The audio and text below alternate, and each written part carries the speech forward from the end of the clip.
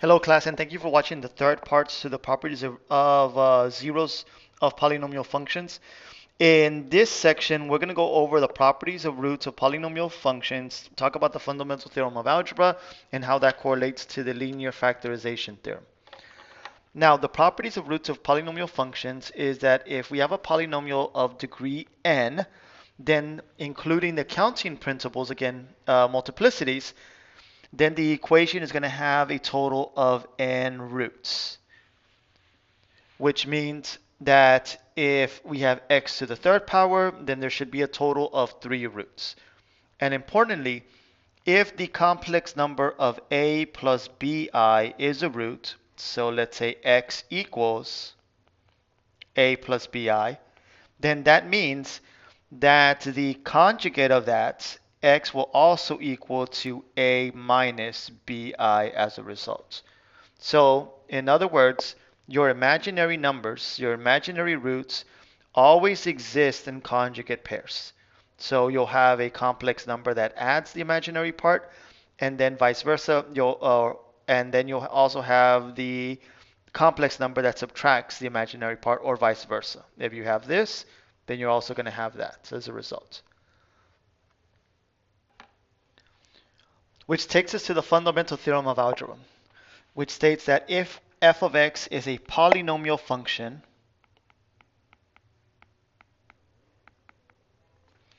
of degree n, where that value of n is going to be greater than or equal to 2, then the equation f of x equals 0 has at least one complex root. Okay? Whether that root is written again as this complex number there, or only the real part of that complex number, or only the imaginary part of that complex number, this is going to be true with every scenario. Which takes us to the next theorem. This fundamental theorem of algebra takes us to this theorem here that states that if we have a polynomial function, and again, where the value of n is going to be greater than or equal to 1 and the leading coefficient is not 0, then that means that our polynomial can be written as the product of these linear functions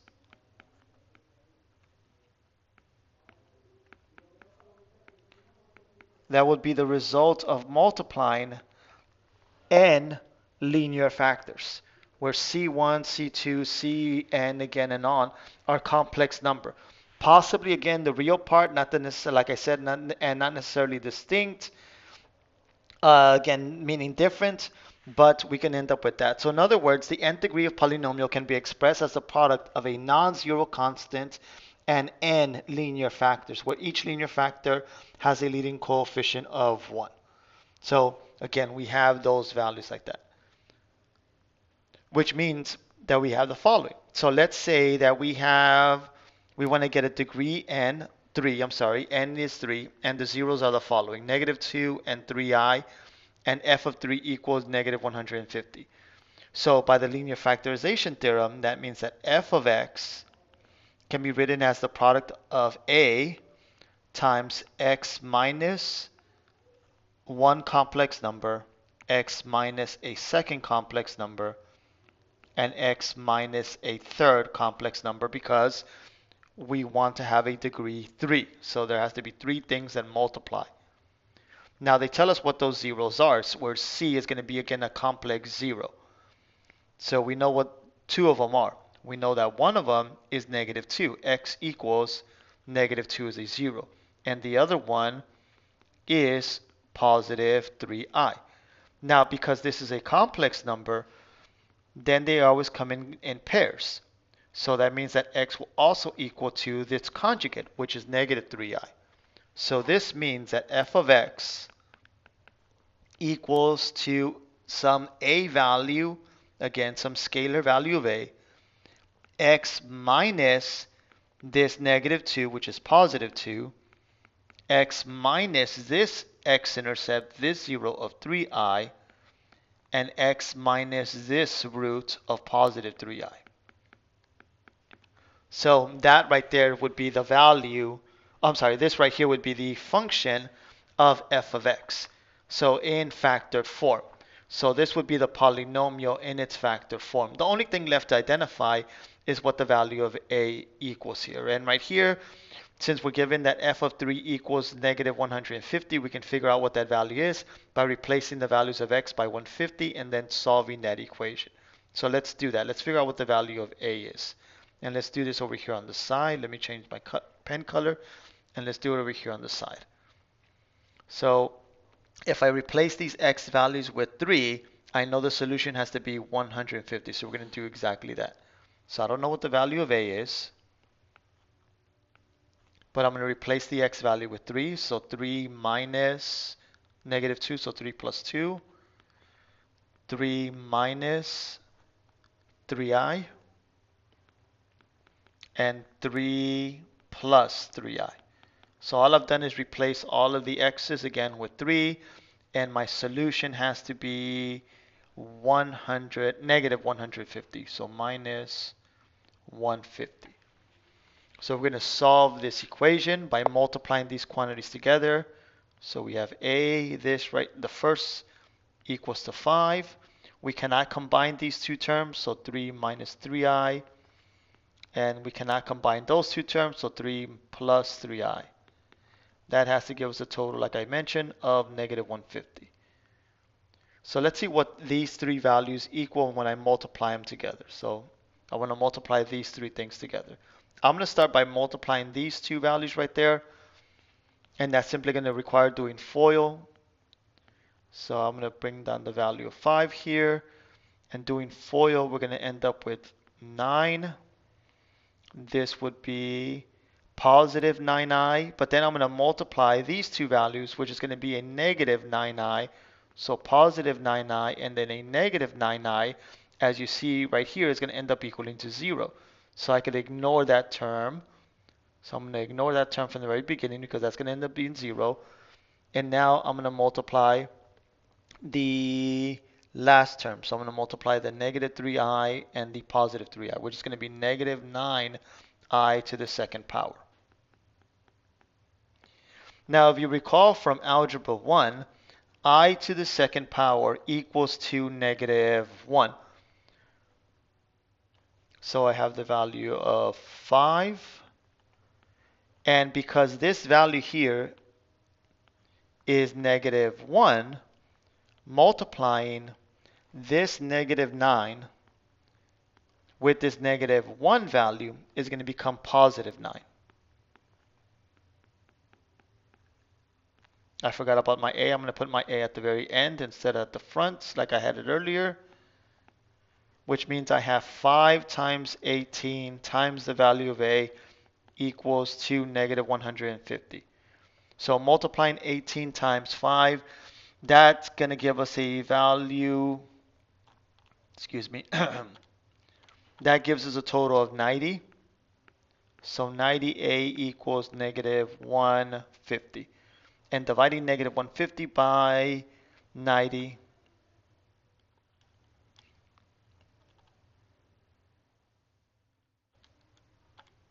excuse me, sorry about that. That gives us a total of a fraction, a ratio of negative 5 over 3. So the complete factored form to this polynomial f of x is negative 5 over 3, that's the value of a, x plus 2, x minus 3i, and x plus 3i. So this is your completely factored form to the polynomial that's going to cross or have zeros at negative 2, 3i, and at negative 3i, and has a specific y value, output value, when x equals 3. Now for this next example, for example number 7, I want to write the polynomial form to these the factor form, the factor form and the standard form to the polynomial that's going to be a third degree. So that means that's going to have 3 linear factors and has a leading coefficient of 1. So we're going to say that a equals 1. Now since the standard form of writing, the factor form for writing a polynomial is the following.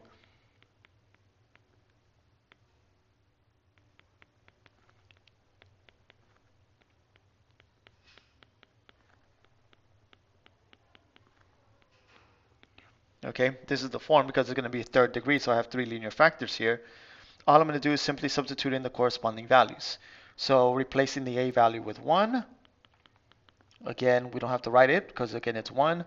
We're going to end up with the following: x minus my zeros. Remember, these values of C1, C2, C3 correspond to my complex zeros, and my zeros are -3. So x minus a -3 would be +3, and x minus 1i,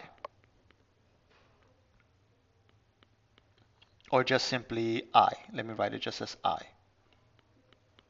So that would be my second one. Now there has to be a total of 3 because I want a third degree polynomial. Well, recall that your imaginary zeros, your complex zeros, come in conjugate pairs. So this means that x is also going to equal to negative 3i. So x minus, 1i. So x equals to -3, x equals to 1i, so x is also going to end up equaling to -1i, so plus I right there. Now this is referred to as the factored form to the polynomial function, and to get the standard form, we have to multiply all of this out. So to multiply these polynomials, I'm going to use a different technique here. I'm going to use a geometry here, and I'm going to use a box method technique to multiply this. And I'm going to start by multiplying these two quantities right here. So what I'm going to do, I'm going to make a box, and I'm going to divide this box into 2 by 2. 2 because I have 2 terms in the first factor and 2 terms on the second factor. So I'm going to write the following. I'm going to write x minus 1i horizontally, and going down I'm going to write x positive 1i on the vertical one. Okay, those two values right there. So instead of doing FOIL, I'm going to figure out the product of this. Instead of doing first, outer, inner, last, using this technique, I'm going to use this technique of FOIL by simply figuring out the area of each section of this rectangle of this square into those pieces. So like to figure out the area of this section, I multiply the length and the width, so x times x, which is x to the second power. To figure out the area of this section right there, I'm going to multiply again the length and the width, which is x times -1i, which will be -1ix. And then I do the exact same thing to this part right there. So I'm simply going to multiply the length and the width. So this times x, which is positive 1ix. And then we're going to multiply this with this, which is going to be negative 1i to the second power. But remember that I to the second power is -1. So if I replace this value with -1, -1 times a -1 is +1. So this will simplify to a +1. And you'll notice that I have a set of like terms. These two diagonals are always going to be a set of like terms, and because one is negative and the other one's positive, that's going to end up canceling out and becoming 0. So this and this becomes 0. So our answer is the following right now. So having multiplied the second and third factor, we have x squared plus 1. And let me do that in blue. X squared plus 1. So multiplying these two things here gave us that. So now what I'm going to do to completely multiply this out, I'm going to multiply this with that. And I'm going to use again a box method, review again this technique of using a box method instead of doing FOIL. So I'm going to create another box. I'm going to do it in, let me do it in a different color, not that color here. Let me do it in this color here. And this box is also going to be broken up into 2 equal parts.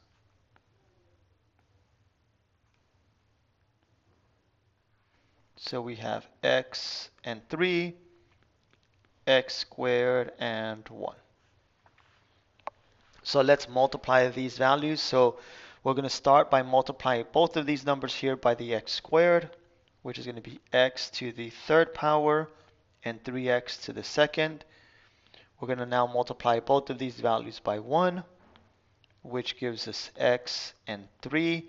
And normally, when the degree on this and the degree on this are both the same, these two diagonals are going to usually are like terms. But if you notice right here, there is no set of like terms. So our final answer is going to be this. We have x to the third power plus 3x to the second plus x and then plus 3. So this is your standard form of writing your polynomial, and the top one, like I mentioned, is your factor form. Let's move on to the second part of 7. So let's look at 7b now. So again, the objective again is the same as before. We want to write the factored form of this polynomial that has these three zeros and the leading coefficient of 1 in both the factored form and the standard form. Well, since x equals 4 and x equals 2 plus 4i, then that also means that x is going to end up equaling to 2 minus 4i, because again, they come in conjugate pairs. These complex numbers come in conjugate pairs.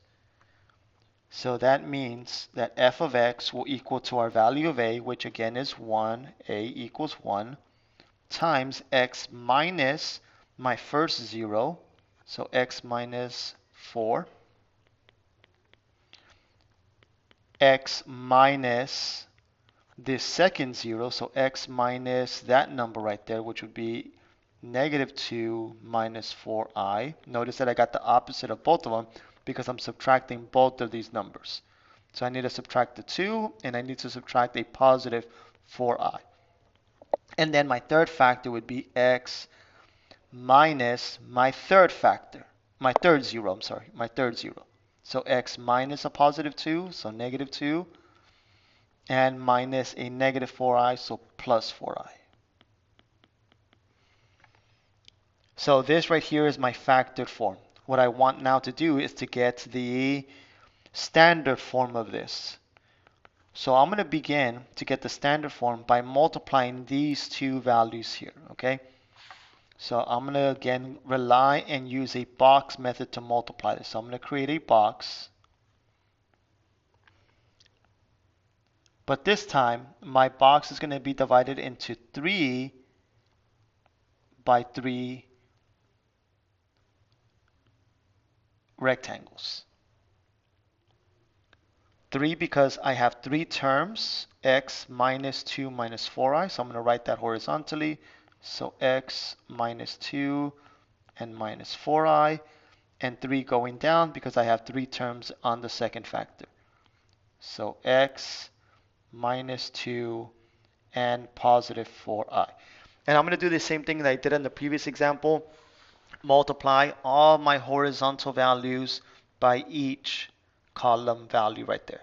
So multiplying all of these by x will give us x to the second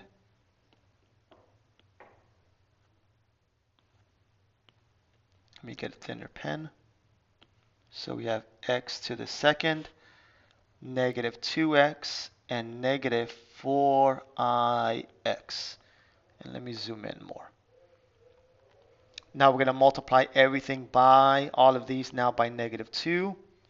So this will be negative 2x, positive 4, and positive 8i. Now let's multiply all of these now by the 4i.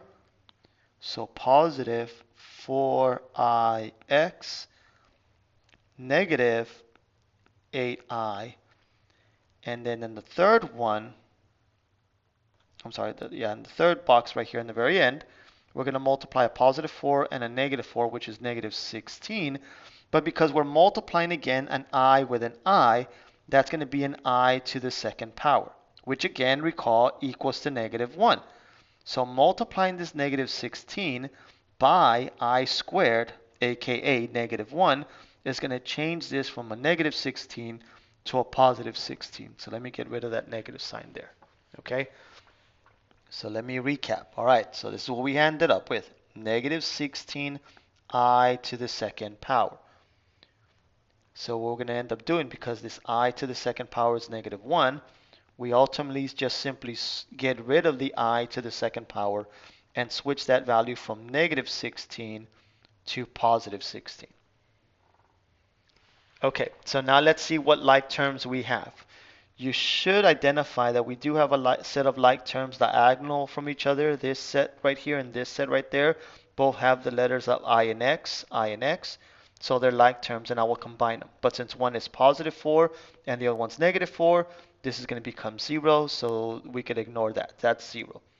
We also have another set of like terms right here. We have I and I, but since one has a positive 8 and the other one has a negative 8, again, those are going to add up to 0, so those get eliminated. We could ignore that. And then we do have a set of like terms that doesn't equal to 0, which are these two right here, negative 2x and negative 2x, both the same sign. And the same thing with these two right there, constants, 4 and 16. So the answer to this, and let me write it all again as a set of like terms, is x minus 4. I'm just bringing that one down. And these two, which I'm going to write in blue, is going to be a total of x to the second power, that term right there. These two right here add up to negative 4. So negative 4x.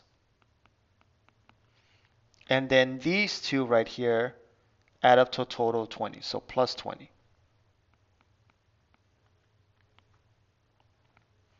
And now the only thing left to do is now to multiply this by that. So using this box method technique, I'm going to draw myself another box. And this time I'm going to split the box into a 2 by 3. So 2 either going vertically or horizontally, doesn't matter.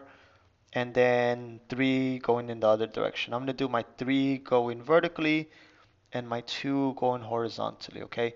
And the reason for that is because I have x minus 4, so x and negative 4 because of my two terms there.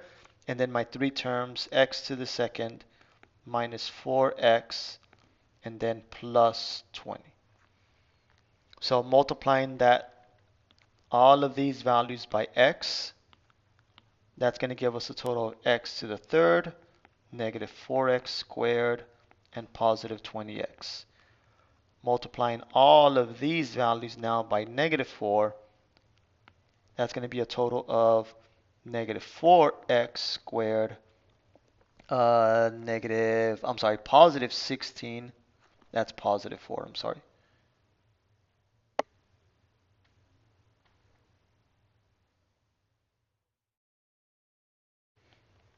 Or was I positive 4, positive 16x, and then negative 80. And this is a negative 4, negative 4x squared. Okay, so this times that is negative 4x squared. So now negative 4 times negative 4 is positive 16x, and positive 20 times negative 4 is negative 80. So combining all our like terms, we have our final form. So we have x to the third power.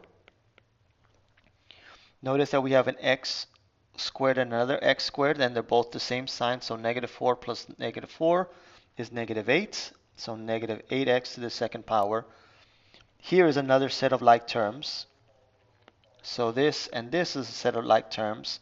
And 16 plus 20, that is 36. So plus 36x.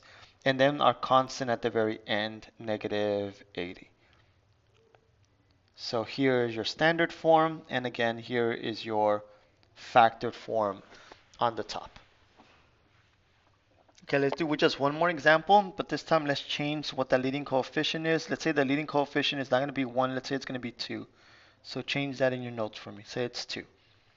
So here we have three zeros, x equals -1, x equals 2 minus 3i, and since that's a complex number, therefore x will also equal to 2 plus 3i. So those are again going to be our three zeros. So by the factor theorem, that means that our polynomial f of x will be in the following form. 2 times x minus -1, x minus 2 minus -3i, and x minus 2 minus positive 3i. So minus 3i.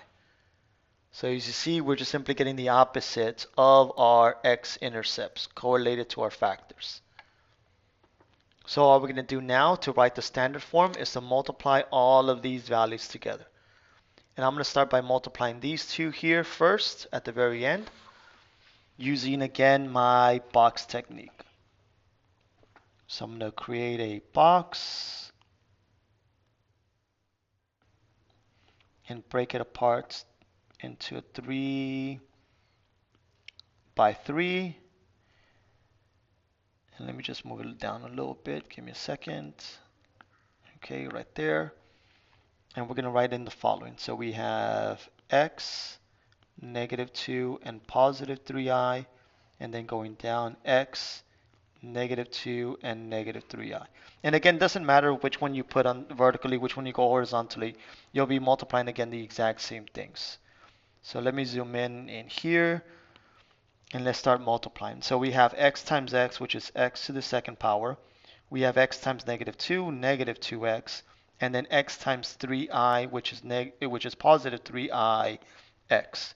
Now we move on to the next row and multiply everything by -2. So -2x, positive 4, and -6i. Moving down to the next row, we're going to multiply everything by -3i. So -3ix, positive 6i, and -9i to the second power. But again, because I to the second power equals -1, that means that the -9 is being multiplied technically by -1. So a -9 multiplied by a -1 is positive 9. So let me erase that and change that to positive 9. Now, before we write in our answer, let's look for our like terms. And just like the last time, you'll find that your like terms are this term and this term. And just like the last time, they're opposites, so they're going to become 0, so we could ignore that. You're also going to notice that the other set of like terms are also diagonal right here. And just like last time, one is a negative and the other one is positive, so they're going to add up to 0, so I could ignore those two as well. And the other two sets of like terms are diagonally across from each other here and here, but those are not opposites. They add up to -4. And the other two are here and here, which again are not opposite. That adds up to a total of 13.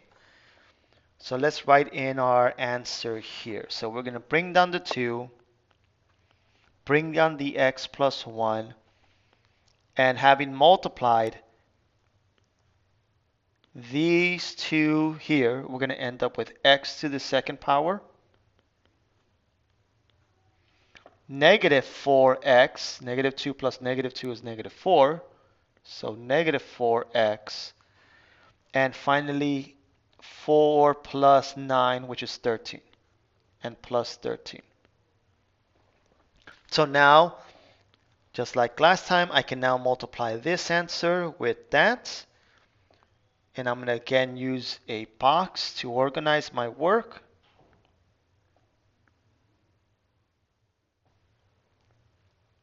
But because I'm multiplying a binomial with a trinomial, I'm going to break this up into a 3 by 2. So just like last time, I'm going to break it vertically into 3 pieces and horizontally into 2 pieces.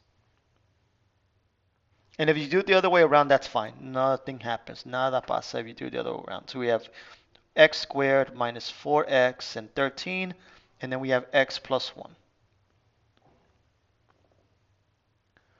So let's multiply these. Let me zoom in and let's multiply this. So here we have x to the third power, negative 4x to the second, and positive 13x. Multiplying everything by 1 doesn't change anything. We end up with those values there. And now it's just simply looking for our like terms. And if we follow the same technique, we're going to see that because we follow the same technique and put it in the same order, we're going to see that our like terms are diagonal from each other. So this like term and that like term, that's going to give us a total of 3. Let's see, what other one? This one right here and this one right here. That gives us a total of 9. So let's write this out. So I'm going to bring down the 2. I haven't used the 2 yet. And we have x to the third power minus 3x to the second. Again, these two add up to negative 3 plus 9x to the first. That's the result of these two in purple adding up to 9, and then the 13 at the very end. Since I haven't done the 2 yet, I haven't multiplied by 2, that's the only thing left to do. So the complete standard form of this thing would be 2x to the third power minus 6x to the second plus 18x plus 26. So again, here's your standard form, and here was your initial factored form, and this is how you write the equation to a polynomial given the zeros. Now the key thing that I really want you to focus on, other than of course practicing your multiplication, is recalling that your complex zeros always come in conjugate pairs, okay? So that's, again, very, very important that you always remember that right there. That if I know that x equals to 2 minus 3i, if that's a solution to my polynomial equation, then a fuerzas, x will also have to equal to 2 plus 3i as a result. Okay, well that concludes again the section, the last part of this section on the zeros of polynomial functions. I hope this video was helpful, and like always, I appreciate you watching and I hope you have a great day. Goodbye.